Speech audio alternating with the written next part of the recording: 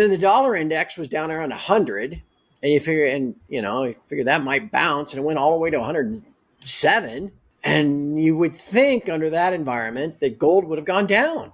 Instead, gold goes up and breaks out, and does all this. And so then now the Fed is starting to cut, and gold is moving even higher. One of the things I think about a lot is what am I missing? We continue to see central bank demand at very high levels, record levels for the last couple of years in a row, and that seems to be continuing this year. But what could be driving this almost nonstop bid for gold? The gold market has entered a consolidation phase after its recent record-breaking performance. Following an all-time high of $2,708.70 and a record closing price of $2,695.10 on Thursday, September 26th, gold futures have shown a slight downward trend. This fluctuation in prices is largely driven by several key factors, with the strength of the US dollar playing a dominant role. The dollar has been asserting its safe haven status, exhibiting notable strength throughout the week.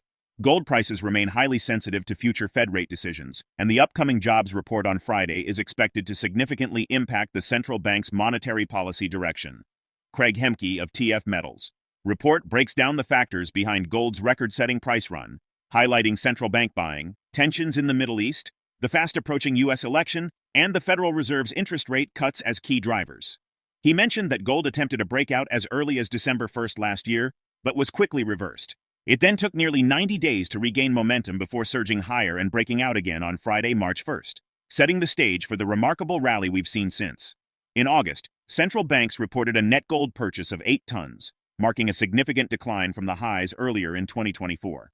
This reduced demand is the lowest level since March, when central banks reported a net sale of 2 tons. The recent figure also falls well below the 12-month average of 33 tons.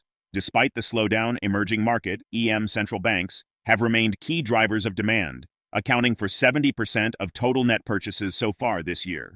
Now, with the Fed beginning to cut rates, gold is climbing even higher.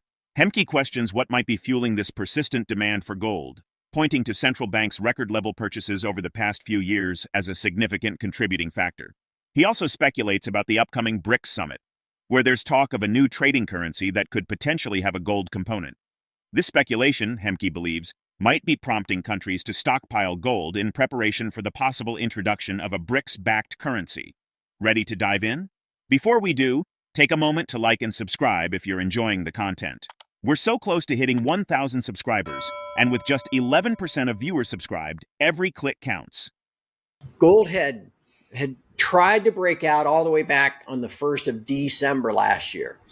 And then it immediately got reversed, and it took about 90 days to kind of get its act together and then blast higher. And it broke out on Friday, March the 1st, got above 2,100. And then over the next, 5 or 6 weeks, went all the way up to 2,400 and beyond. It was just this tremendous move. And so when we spoke back then, it had been the high, maybe it moved a little higher in May, and silver rushed to catch up. And then it was kind of like, we went sideways, and price came down and kind of double bottomed in the middle of June. And then boom, it blasted off, broke out again. And now here we are. Am I surprised? The surprising thing is that it has kind of gone up regardless of the normal things that might make buying or selling happen on a daily basis. When the year began, go back to New Year's Eve. Everybody, the big macro strategists and economists, the Wall Street firms, we're all talking about, there might be 6 rate cuts. There might be 7 rate cuts from the Fed next year. And I was like, the Fed is saying maybe 2 or 3, and I don't see where the economy's that weak. So you figured that had to come in some, and it did. And by June, they were talking about maybe only 1. And then the dollar index was down around 100, and you figure that might bounce, and it went all the way to 107. And you would think under that environment that gold would have gone down. Instead, gold goes up and breaks out, and does all this. And so then now the Fed is starting to cut, and gold is moving even higher. One of the things I think about a lot is what am I missing? We continue to see central bank demand at very high levels, record levels for the last couple of years in a row, and that seems to be continuing this year. But what could be driving this almost nonstop bid for gold? One of the things, we've got, like, for example, we got this BRICS summit that's coming up later this month. And there's all this speculation that they're going to announce that they're at least thinking about, establishing their own trading currency, and then that might have a gold component to it. Maybe that's it. And that, behind the scenes, all the countries that would participate in that are stockpiling their own gold reserves. That's one of those things I guess we'll only know with hindsight. But boy, what a fascinating year it has been. And we still have 90 days left to go. With the 2024 U.S. presidential election just days away, polls, pundits, and prognosticators are working tirelessly to predict whether Vice President Kamala Harris or former President Donald Trump will take the White House. However, one indicator that has historically proven to be a highly accurate barometer is the stock market. In a recent research report released on Wednesday, J.P. Morgan highlighted that geopolitical tensions and the upcoming U.S. election are likely to support the debasement trade, which favors gold. According to J.P. Morgan, these factors could create an environment where gold continues to shine as a safe haven asset amidst uncertainty. Craig Hemke emphasizes that the rising U.S. debt is a mathematical certainty, making it crucial to prepare accordingly by owning physical gold and silver. He points out that regardless of who wins the upcoming election, the looming debt issue will persist. Hemke strongly advises continuing to accumulate gold and silver as part of a strategy to navigate through the economic challenges and protect financial security amidst the uncertainties ahead. Now, let's redirect our attention to a video. The math is certain to catch up with it at some point. And that's why, where you're growing the debt and servicing the debt and the interest costs, and it just starts to go exponential in the end. And that's a mathematical certainty. And I thought, well, we got time to prepare for this. And to me, the best way to do that is owning physical gold and physical silver too. And so, regardless of who wins the election, that certainty is still out there. I think it's comical that people still talk about, oh, we're going to balance the budget, and all that. No, you're not. They're never going to. That's just, come on now. You probably also notice, anybody watching either of the two debates, there were no questions about, everybody wanted to talk about, January 6th and illegal immigration, and nobody wanted to talk about the debt. It's $35.7 trillion now. The interest cost servicing that debt is over $1 trillion per year.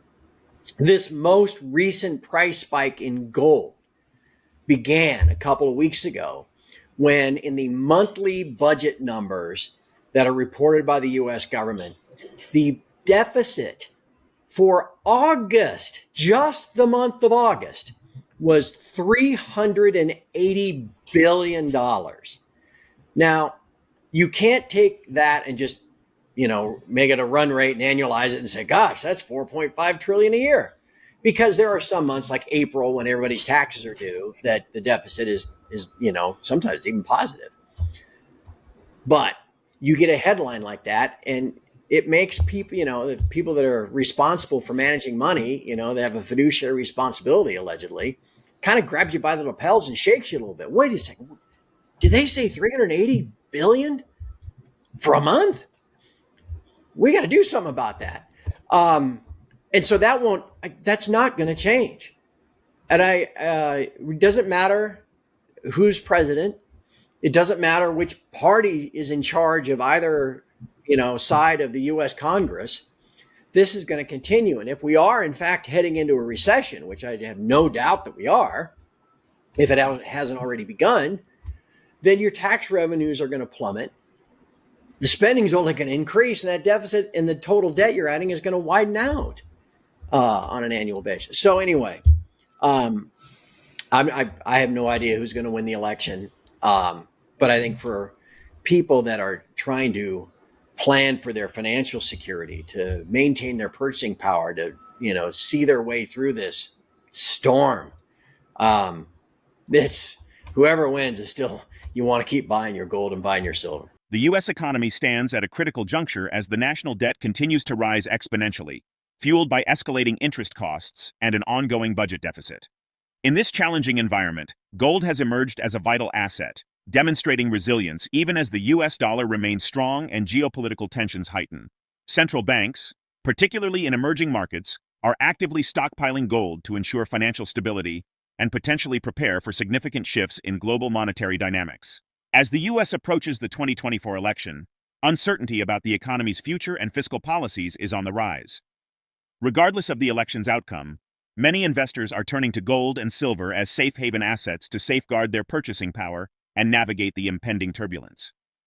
Are you personally considering gold or silver as part of your investment strategy? What motivates your decision? Share your feedback in the comments below. If you found this video useful, hit the thumbs up and subscribe to keep up with our latest updates. We appreciate you being a part of this journey.